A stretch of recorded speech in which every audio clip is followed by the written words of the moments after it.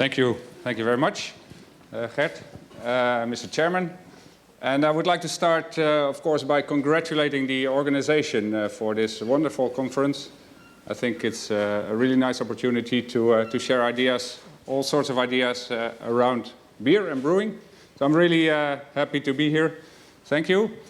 And I would like to start with discussing also why I like this picture so much. The logo of the conference, but also the statue that you can find in the city downtown in Leuven, which is, I think, a very nice symbol of the learning and the sharing that we are doing here. And for myself personally, I think I'm still learning a lot in brewing, even if my grandfather was a brewer, the brewery burned down and was never rebuilt, so I've never seen it actually. And I only entered the world of brewing 3 years ago, so I'm still in a learning phase, I would say, as I see here people with many, many more years of experience. But I am really personally here to fill myself with whatever I can pick up around brewing. And actually, I would like to extend that also to what we as a company are doing here, is trying to ask you, what is in it for you? What is the future of beer? What is the future of brewing? How does it look like for you? And the more you can share about that, the more interesting it can be for us. A challenge also to come up with solutions, perhaps. And like the lecture of Ms. Catherine Smart also, what are the challenges? If you have the great challenges laid out, I think that will also attract for providers, for students, for people to come up with very nice and interesting solutions, and they don't necessarily need to be developed within brewing science, within this group of people, but they will probably come also from all kinds of different disciplines.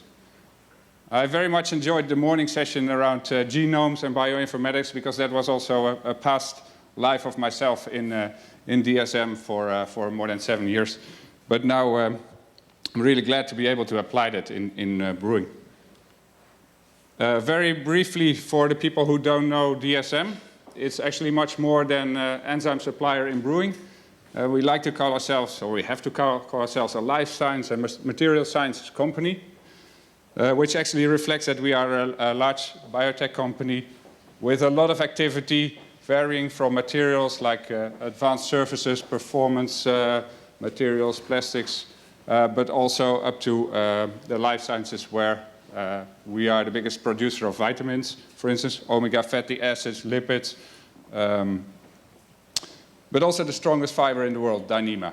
So it's a fantastic combination of a lot of science behind it and innovative technologies that we like to put at work in the different industries. And today it's all about brewing. I would not like to skip the part on this slide where we say that we are actually very much engaged and committed to sustainability, because we believe that we cannot be successful in a world that is not successful by itself in the future. And I would like to brag a little bit about our history in yeast also, since we've heard so much about yeast. Actually, the only thing not the only thing, but an important thing what we don't make with yeast is beer.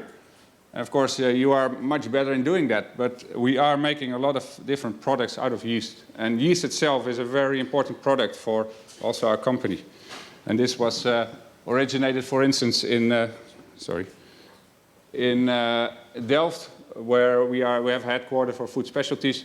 That started with Koninklijke Nederlandse Gist en Spiritusfabriek, producing yeast as well as spirit alcohol for later on for the bakers. And today we produce a magnitude of products out of yeast, and some are as inventive as renewable plastics, for instance, or polymers, whereas others are maybe enzymes for cheese or dairy or carotenoids. And we have used in all this history, we have used all the techniques you can imagine to work and study on yeast, starting with what we call the classical, but then also moving to the modern or industrial biotechnology, and also the technologies we heard about earlier today. So we are not only developing enzymes for brewing, But we are, for instance, also developing enzymes for baking, where it's important to make bread softer for longer, so you extend the shelf life. Or in dairy, we are the leader in producing lactase, which is helping the people that are not able to digest lactose very well. And that is actually a very important enzyme for us. But now to brewing. With enzymes in brewing, that of course they are the oldest, actually maltsters are, I think, the oldest producers of enzymes in the world. Even they didn't know it before. They are producing tons and tons of enzymes. And that is because they are such important catalysts in brewing, such an important role. And from that, of course, it was possible to mimic the different functions that enzymes have in the brewing process and provide exogenous sources of enzymes for brewers who want to complement and improve the efficiency of the process or reduce the variability, improve the sustainability, which we will discuss. And something I will not discuss today, but which was also discussed yesterday, and there are some nice posters, is, for instance, the ability now to make gluten-free beer out of barley-based malt. So you can completely degrade the gluten. And I have yet to find the first brewer who tells me that he likes gluten in the beer.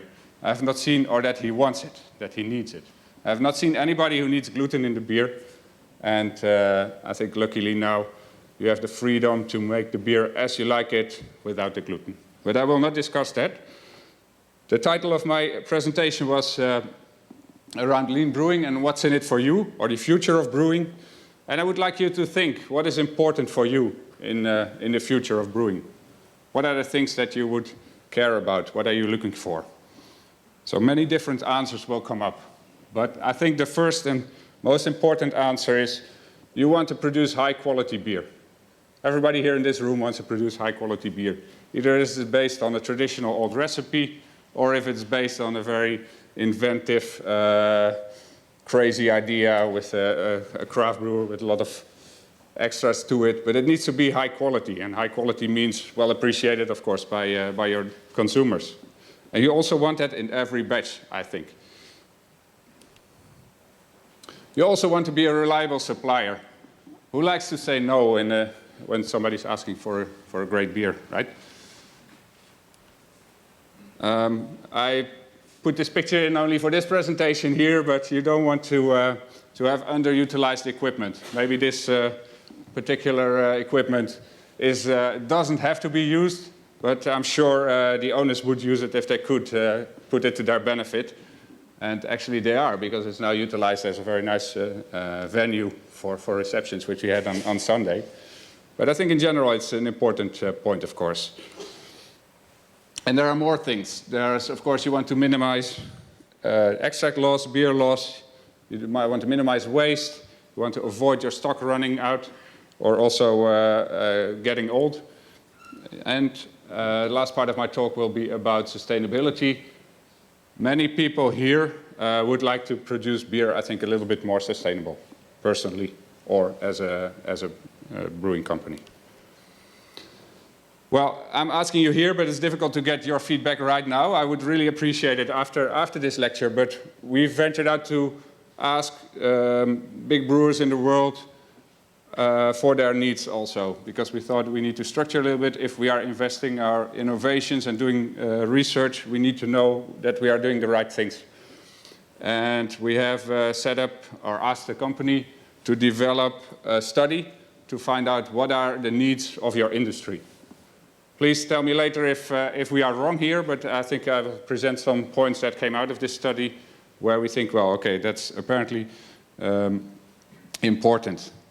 And what we did for that was first, with interviews based with experts, divide a set of questions, which were later queried in a survey amongst 51 respondents, and these were all expert brewers in somewhat larger industrial brewing settings, and spread all over the world. We wanted to have a global picture of, okay, what is keeping you awake, what is important for you. And the company divided all the different steps in brewing into different questions and different blocks. So there was really an open invitation to say whichever step is most worrying you, or whichever is most bothering you, or what is the most important one. I will not go into more detail on this slide, but I will show you a little bit the results of this study. And this is how it was reported. So for each issue, there was a list made, and it was ranked and prioritized by a calculation of the importance, which was a measure based on the questionnaire. Well, there's a whole metric system behind that. So the importance was scored and sorted, but also the satisfaction. How satisfied are you with the current solutions that are available to address this particular topic? And that is probably even a more important question to ask. So it can be very important, but it can be very well addressed. And it can also be the other way around. It can be not well addressed, but it can also be not so important. If you have something that occurs only once in 100 or in 1,000 brews, it will probably maybe not be as important for you as something that is worrying you every day. So what came out? I will share the top 3 with you. And actually this was very nice for us to see, but actually also a little bit surprising, is that the need, or how it was stated, was the job to minimize the likelihood that haze-forming proteins are not removed from the beer. It's a little bit, it takes some time to read and grasp this, but basically what brewers are saying is, it is still very difficult to get the haze-forming proteins out of my beer. People find it very important, not people, experts like you, find it very important, and this is a very low satisfaction according to the method that this company is actually applying. And then I'll skip the second one, I go to the third one. The third one was minimize likelihood that the brewers run out of conditioning capacity. So apparently the conditioning capacity in the brewery, what you have available, is a critical point for you. It can cause difficulties, it can cause limitations, and you find it very important, and you are also still not always satisfied with the solutions. Maybe technically they are perfect, but then there may be a cost aspect. Maybe there's a reproducibility aspect. Maybe there's other reasons why you are not satisfied particularly. And then another one was the time it takes to remove the yeast. And I would not read only the time in terms of that it takes a long time, but also that it is difficult to reproduce with different strains, or that it's difficult to get rid of off-taste if you don't remove the yeast well or in time, or if autolysis. It is a bit a broad term, but I think it's an important one that again stresses that this part of the brewing, of the producing of beer, is apparently still very important, but also not completely under control everywhere, if I state it a little bit careful. And why is this? Well, I formulated some ideas why we think that this is the case, that this came out of the study. Haze has a very big impact, at least for, let's say, for the lager brewers, the Pilsner type of beers, or the clear beers, when it's not detected in time. And I mean, when it's not detected in time, when it's detected by the consumer, it's always too late. So, of course, you want to detect it much earlier, and there's a lot of places where you can detect it, but it's also about maybe prediction. What will happen during shelf life? How will this develop? Can we predict exactly that when your consumer is drinking the beer, he faces an absolutely clear beer? If that's not the case, it can be the main reason for consumer complaints. I would argue that beer stabilization is not a very easy process. It's not very robust. There are certain steps needed to prepare slurries, sometimes to throw in powders that you later need to remove. You need to dose proportionally, calculate how much you want to add per flow of beer that you are treating. You have a risk to include oxygen in your process, which is detrimental for the quality later on and flavor stability. You need to cool to maybe -1 or at least very cold, very consistently. And there are stabilization methods that affect the foam of your beer, the flavor, perhaps the stability, and other characteristics that you definitely don't want to touch. And so it's quite difficult sometimes to predict the successful outcome of your stabilization. Then you have some extract or beer loss in the different steps that you're adding to your beer making process. And in total, it takes a relatively long time. If you look at the complete steps from the malt until the final packaged beer, it's a relatively long time that is spent on beer stabilization. So why not reconsider this cold stabilization? Do we really need it? That is actually a question to you, and I will give you my answer, and maybe look forward to your views on this. Here is a graph where we did a trials with silica gel stabilization or PVP stabilization at different temperatures to check, do we need cold stabilization? And actually, I would say yes, we need it. If we look at PVP, the difference are not very big, whether you're stabilizing at 0 or at 7 degrees. But for silica gel, in this case, there was an enormous difference in the stabilization of beer. Sorry, I didn't explain. You're looking here at the haze formation, 90 degrees scatter. And here we plotted the shelf life in beer in months, real time. But actually, there are also brewers now who prove that you don't need cold phase. You don't need a cold stabilization. This is a large-scale brewery in Western Europe where we are allowed to share some data of stabilization at 0 and 6 degrees. And my conclusion from this is there's very good stabilization, and it doesn't matter at what temperature you are stabilizing. Your beer is clear and is stable also for a long time.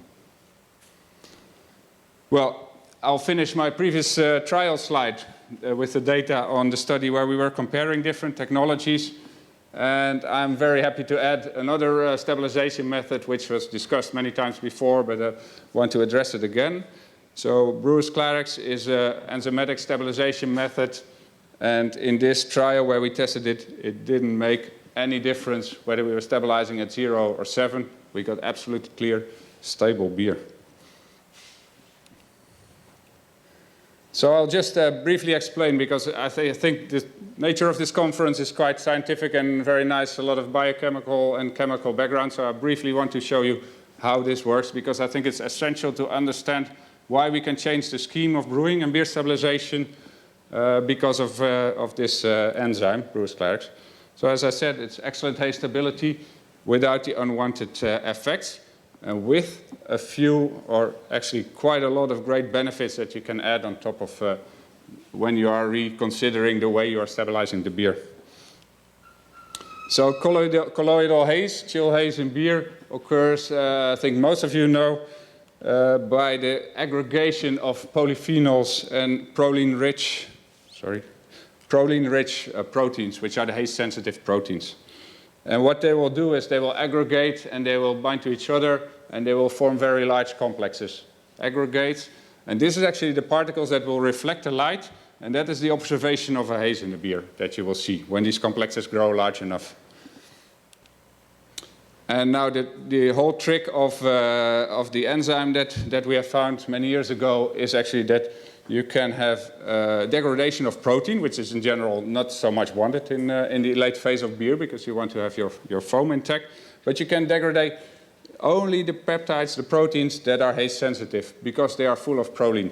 And we have an enzyme that is specifically digesting, fragmenting proteins only when there's proline present. And what you will see is you will still leave those peptides in there, in the beer. And as a small peptides, they will still bind or adhere to the polyphenols, but they will not grow anymore to the large aggregates. So you won't have observable colloidal particles. You will not have the haze developed. And with that, you can actually save a lot of energy. If you go back to skipping the cold phase, it means a lot for a large brewery to cool such enormous volumes of beer to -1 or +1 or 0. So an example calculation that I made here for 1 million hectoliter brewery would mean 40,000 euros a year, depending on some assumptions, of course, so we can argue that. But I think you cannot argue that it can make a big difference. If you say we completely skip the cold step, we stay with the beer at 6 or 7 degrees. I think what is very important, if we're talking about lean brewing in my title, but talking about first time right, every time you do a treatment or do a step in the process, it needs to be exactly how you planned to have it. So, and it needs to be simple, I think. It's always better if it's simple to use. So what we have is we are adding Brewers Clarex at the start of fermentation to the cold wort. You don't need to correct and calculate for the flow and the proportion. you put your amount that, that will treat the entire fermentation vessel at the start of fermentation, and you leave it there. You don't do anything, you don't collect any waste afterwards, you only collect your stable beer in the end. So can you then reconsider the setup of the brewery? And we think you can. We don't only think, we see that it's possible. We see brewers reconsidering the way they are stabilizing the beer and the total setup of the brewery. And that will save time, increase capacity, obviously, and avoid investment if you are thinking about installing a new line or expanding. So this is in a sketch. It's not like the high super graphics like the technology providers, the equipment providers would give you. But this is my sketch of what it could look like if you are leaving out some of the steps. Definitely less chilling. I still have a chiller here, but the cold stabilization can be dramatically replaced, and you can skip some of the steps where you're adding powders and removing them later on again. And in total, the time scale is not really great here, because I think you can really remove a lot of the time here that you're usually spending. And I think this is really nicely in line with what a lot of brewers, maybe not all craft brewers, maybe not all traditional brewers, but a lot of brewers also in this room are looking for, is lean manufacturing, Lean Sigma, TPM, we heard, Six Sigma, methods to look at how efficiently are you producing beer, but also how are you avoiding waste, how are you avoiding that you are building equipment that you are not really using. I would say don't confuse it with cheap brewing. I would say it's nothing about cheap. It's about quality, and the same quality right every time. It's not about producing beer as cheap as possible, though I wouldn't say that this might not deliver perfect beer.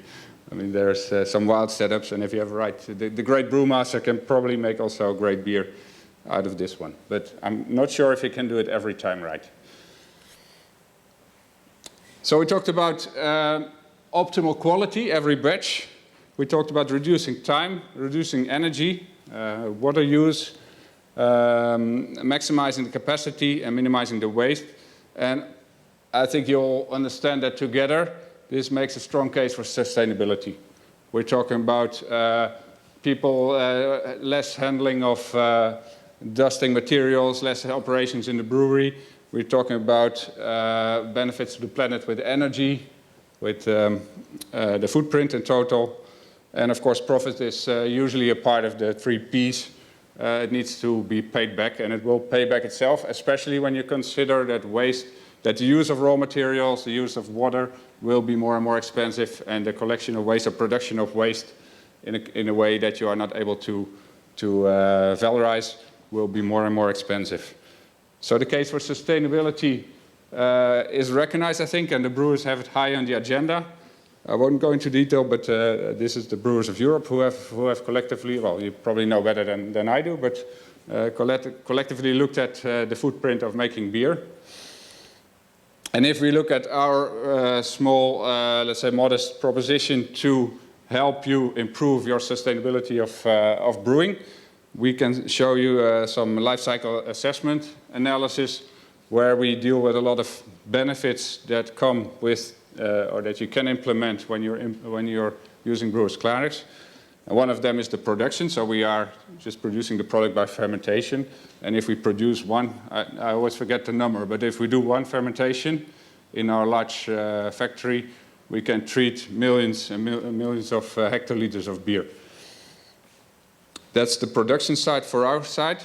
But then the benefits come back to avoiding waste, beer loss, saving energy. And in total, when you look at the stabilization, it's a dramatic change. When you look at the total of beer production, it is up to 6% of the total, let's say, footprint of beer production. So I think that's a great contribution that we are really looking forward to implement more and more, and in general help the brewing industry to make a more sustainable process. I would say it's in use at, so it's really recognized also in the industry. We are, unlike equipment providers, we are not so open in sharing case studies. I'm really It's a really pity I'm trying that, but maybe next time I will be able to show some nice case studies. But in conclusion, what is in it for you? I still look forward to your responses afterwards. It can be now, it can be whenever. I will put my email here, but we are really looking what more can we do.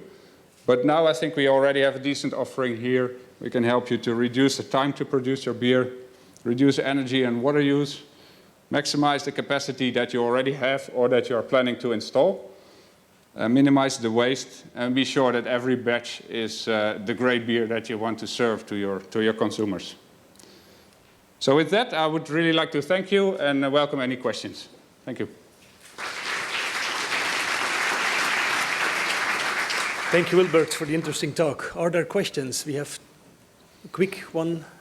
A few minutes time. Nobody is taking the risk. Well, then I have one for you, Wilbert. I see an easy one.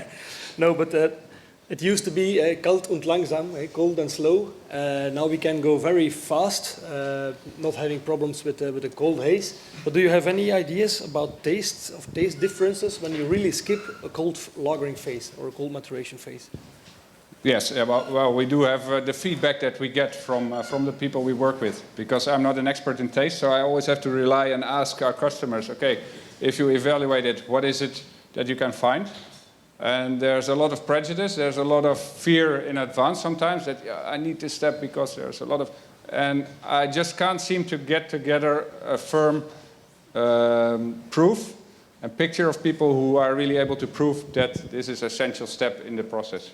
And we are, on the other hand, we are proving with the examples where we are working with skipping the phase, with increasing the temperature, we are seeing that it is not delivering a beer that is less in flavor or quality than brewers are used to, and also brewers are looking for.